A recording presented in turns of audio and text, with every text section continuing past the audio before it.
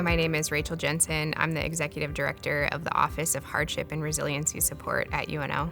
I've been at UNO for 6 years, and the first office that I stood up was based around child abuse. So how to prevent kids that are coming onto campus from experiencing any safety issues. And in that world, I had to learn about a lot of really bad and sad things.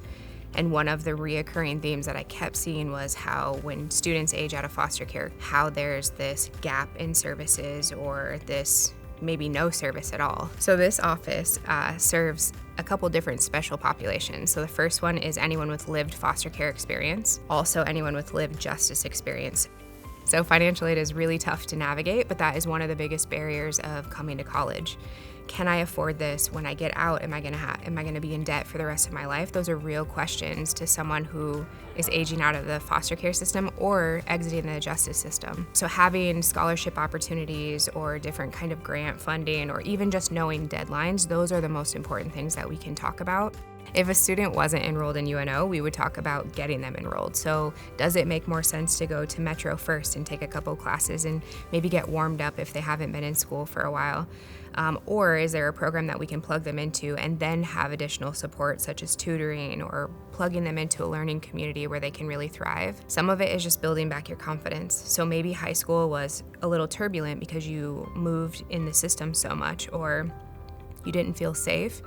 Coming from someone that didn't experience that turbulence, how can we change that narrative and change that story so kids are feeling safe so that when they get out of high school, now college is very accessible to them and they don't have that lack of confidence. A lot of that is going to be what we're focused on, is building back up that self-esteem by really plugging them in and making a schedule, staying adamant about getting tutoring or asking for help, really advocating for yourself.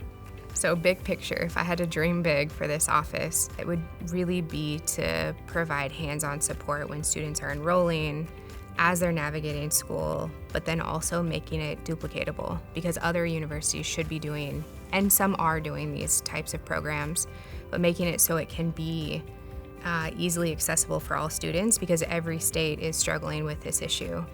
Nebraska Children and Families Foundation has been a very solid connecting piece for me. So they're helping me navigate the systems and link into the community partners telling me what they do, and then I reach out to them. So I joke a lot, the detective boards where you tie the yarn like to one person.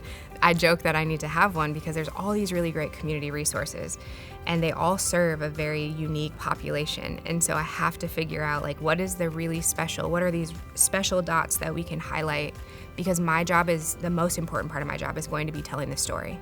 So where have these students come from? How resilient are they and where are they going? Because that's what matters.